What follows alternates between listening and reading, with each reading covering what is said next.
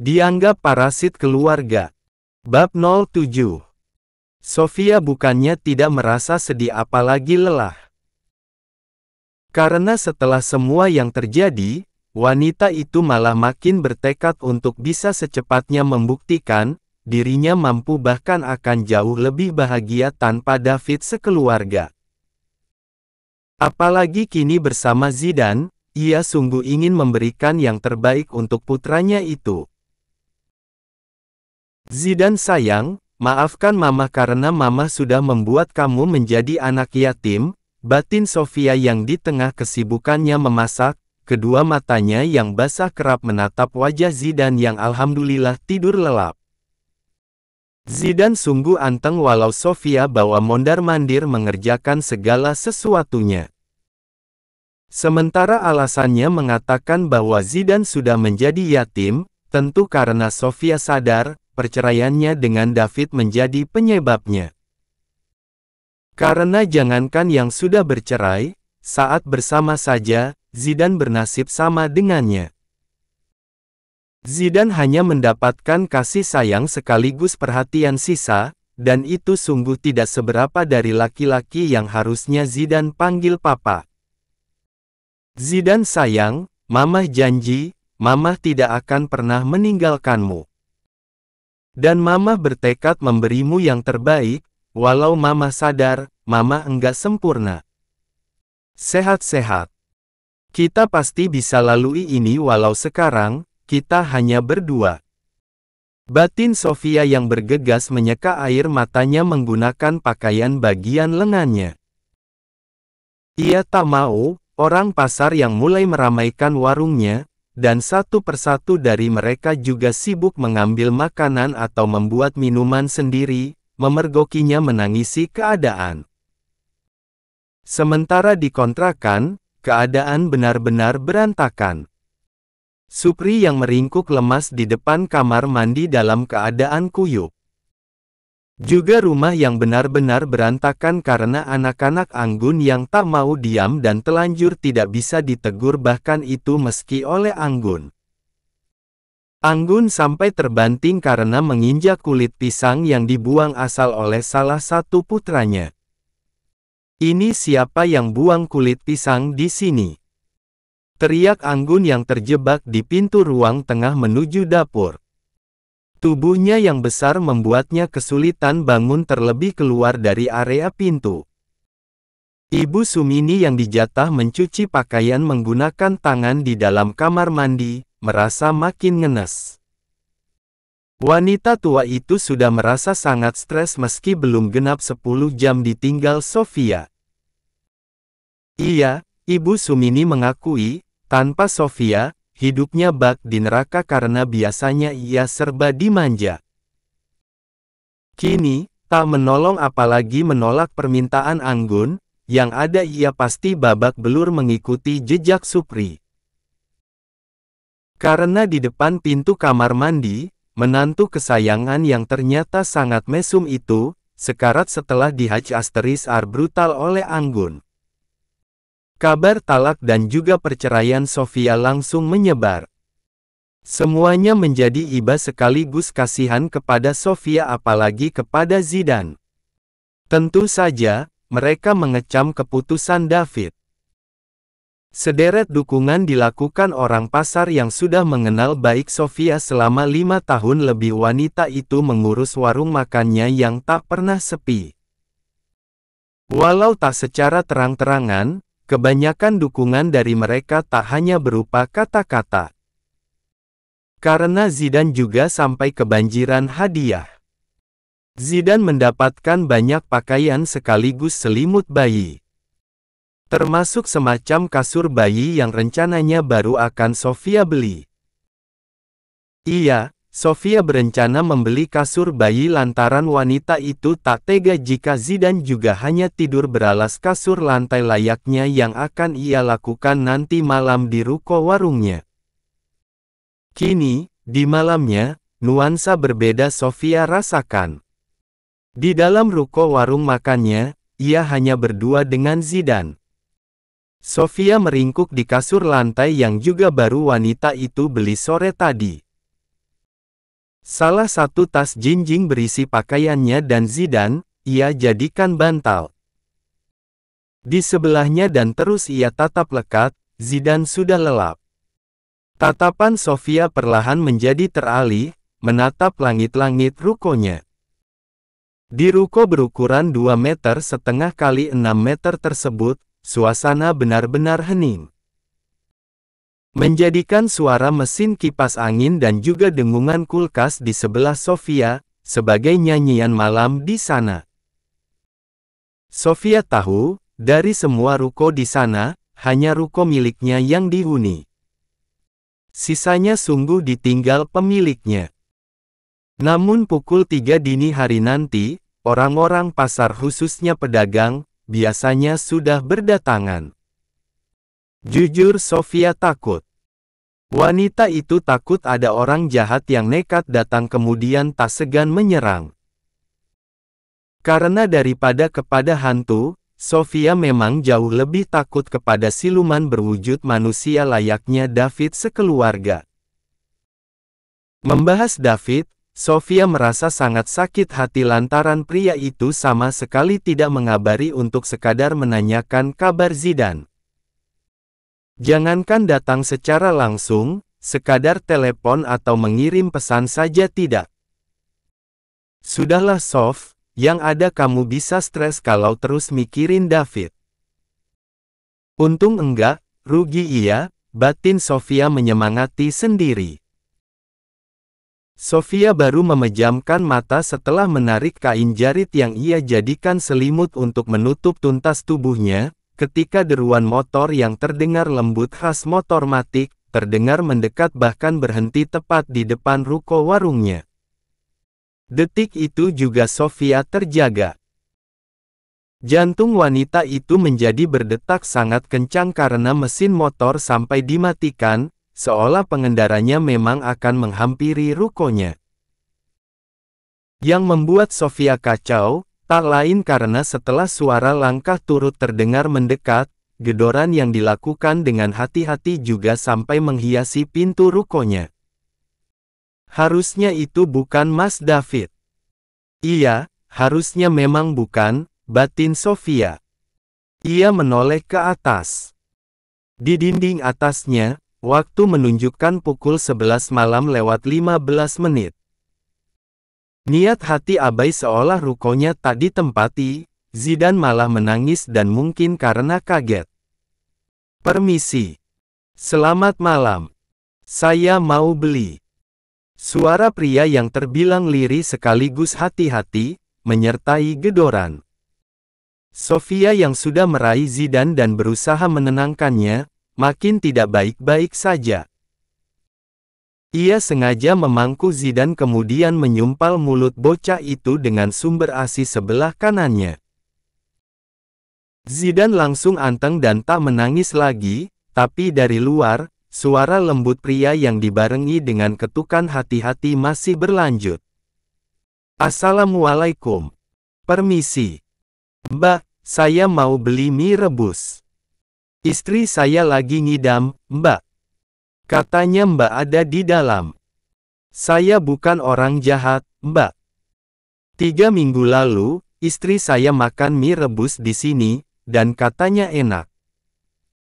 Ini sudah dari kemarin, istri saya susah makan, Mbak. Mohon dibantu, Mbak.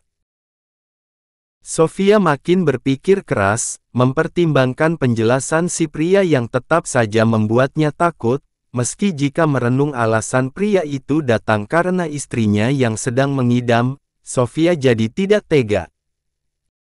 Dari luar, pria itu terus meyakinkan bahwa sang istri tengah mengidam mie rebus buatan Sofia. Beruntung, ada suara lain yang turut terdengar dan Sofia kenal sebagai suara dari Hansip Pasar. Suara lantang dari Hansip Pasar tersebut mendekat, menyapa si pria dan mereka tampak akrab. Kenyataan tersebut pula yang membuat Sofia mengambil keputusan untuk membukakan pintu. Hingga beberapa saat kemudian, Sofia juga sudah mulai memasak mie rebus. Segelas kopi maupun segelas teh manis juga sudah tersaji di meja untuk si pembeli mie yang juga ditemani hansip pasar. Sang hansip meminum kopi, si pria meminum teh. Berarti besok saya cukup langsung antar bulu mata yang sudah jadi, ke pabrik ya, Pak. Ucap Pak Kusno, sang hansip pasar. Sofia yang sepanjang tadi diam-diam menyimak yakin, pria yang rela menunggu sekaligus membangunkannya hanya untuk bisa membeli mie rebus itu bukan orang biasa. Dilihat dari penampilannya meski tidak sampai bergaya, pria yang irit bicara itu tampak sangat rapi. Wajah dan kulit putih bersih, mirip orang Chinese meski matanya tidak sipit. Dan dari obrolan yang masih berlangsung, pria itu memiliki posisi penting di perusahaan bulu mata palsu yang selama ini Sofia ketahui menjadi pendapatan tambahan orang di kampungnya. Pak Kusno, ini mbaknya beneran yang punya warung, kan? Ya. Istri saya bilang, yang punya warung lagi hamil, ucap si pria yang sedari tadi dipanggil Pak Kalandra itu. Sofia masih bisa mendengar obrolan tersebut, termasuk balasan dari Pak Kusno yang sebelumnya terdengar melakukannya sambil meminum kopi. Udah lahiran itu. Nah itu anaknya lagi tidur, ucap Pak Kusno yang kemudian berbisik-bisik, menceritakan kasus Sofia yang bercerai setelah tahu sang suami akan menikah lagi lengkap dengan penderitaan yang juga wanita itu alami. Sofia yang tidak mengetahui obrolan rahasia antara Pak Kusno dengan Pak Kalandra, merasa baik-baik saja. Namun ketika 5 lembar uang 100.000 menjadi bayaran yang ia terima untuk 2 porsi mie rebus dan segelas kopi maupun segelas teh, Sofia menjadi bertanya-tanya. Pak Kusno, itu siapa, sih? Ini banyak banget, loh. Ucap Sofia berbisik-bisik walau Pak Kalandra sudah pergi menggunakan motor matiknya. Yang Sofia ingat, tadi sebelum pergi, Kalandra sempat fokus memandangi Zidan. Tatapan iba yang tampak begitu tulus hingga Sofia menjadi tersentuh. Masa iya kamu enggak tahu, Sof? Itu namanya Pak Kalandra. Orang penting di pabrik bulu mata palsu itu, loh. Bapaknya DPR, rumahnya di dekat SMA Nasional yang gedong, yang paling gede itu. Gitu-gitu, meski pendiam, orangnya baik banget. Cerita Pak Kusno. Mendengar itu, Sofia refleks beroh. Terus ini. Ucapnya masih membahas pembayaran dari Pak Kalandra yang baginya terlalu banyak. Tentu saja itu terlalu banyak. Sambil tersenyum santai, Pak Kusno yang siap membantu Sofia menutup ruko berkata, sudah, terima saja, anggap saja itu rezeki Zidan. Sofia yang awalnya kepikiran, buru-buru membantu Pak Kusno menutup pintu ruko. Namun, pria berseragam khas seorang hansip itu melarangnya dengan alasan Sofia baru melahirkan dan takut turun bro. Kamu baru lahiran, jangan angkat yang berat dulu. Tegur Pak Kusno. Makasih banyak Pak Kusno. Sofia benar-benar bersyukur. Di saat orang-orang terdekatnya berlomba-lomba menyakitinya bahkan menyakiti Zidan, orang lain tetap banyak yang peduli bahkan kepedulian yang benar-benar tak terhitung hingga Sofia bingung bagaimana membalasnya. Alhamdulillah ya Allah. Rezeki Zidan, lirih Sofia berkaca-kaca sambil mendekap 5 lembar uang 100.000 yang sangat kaku dan memang baru. Pas sama Mas David saja, aku enggak pernah dapat sebanyak ini. Paling kalau warung lagi rame, itu pun harus dibagi buat modal lagi sama urus dapur rumah. Sekitar pukul 7 pagi, ketika Sofia sedang sibuk-sibuknya mengisi etalase dengan masakan dan warung pun sudah terbilang ramai karena Sofia saja sudah masak beberapa ronde, ketiga anak Anggun tiba-tiba berdatangan. Ketiganya sampai berlarian dan mendadak berhenti, menatapnya dengan wajah melas. "Lik." Dava selaku anak Anggun berkaca-kaca maju mendekati Sofia sambil memasang wajah murung. Ia memimpin kedua adiknya yang masih berpenampilan berantakan. Malahan Sofia mengenali celana kolor dan kaos yang dipakai ketiganya, masih merupakan pakaian yang sama dengan saat terakhir mereka bertemu. Ketika Sofia memilih pergi sekaligus mengakhiri hubungannya dan David dengan talak. "Kenapa kamu ke sini? Memangnya kamu sama adik-adikmu enggak sekolah?" tanya Sofia sambil menutup etalasenya. Jujur, ketiga anak Sofia sukses membuat hatinya menangis. Tanpa mengingat apa yang terjadi, Sofia merasa kasihan karena biar bagaimanapun, ketiganya hanya korban keegoisan para orang tua di keluarga David. Karena andai ketiganya didik dengan benar, pasti Dava dan kedua adiknya juga bisa tumbuh normal layaknya anak pada kebanyakan. Pasti ketiganya bisa menjadi anak yang sopan sekaligus santun asal lingkungannya juga waras. Bukankah faktor lingkungan sangat menentukan sikap sekaligus pola pikir seseorang? "Kencot, Lik," ucap Dava merengek sembari memegangi ujung kaos bagian perutnya diikuti juga oleh kedua adiknya. Ia berdalih lapar dan mengeluh kepada Sofia. Sekecewa apapun Sofia pada David sekeluarga termasuk ketiga bocah di hadapannya yang juga telah sangat jahat kepadanya, Sofia sungguh tidak tega.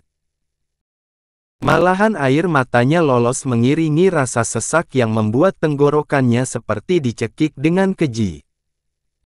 Susah payah Sofia menyembunyikan tangis.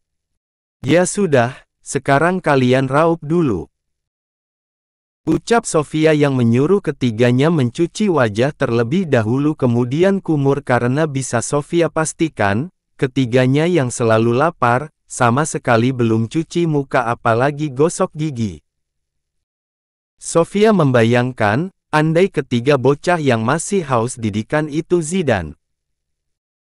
Karenanya, ia tak berniat membalas dendam apalagi memperlakukan ketiganya dengan keji. Sofia percaya, sang pemilik kehidupan tidak pernah tidur. Sofia sungguh percaya Tuhan tidak akan pernah menguji melebihi batas umatnya. Buktinya, berpisah dengan David menjadi awal mulanya bisa bernapas lega.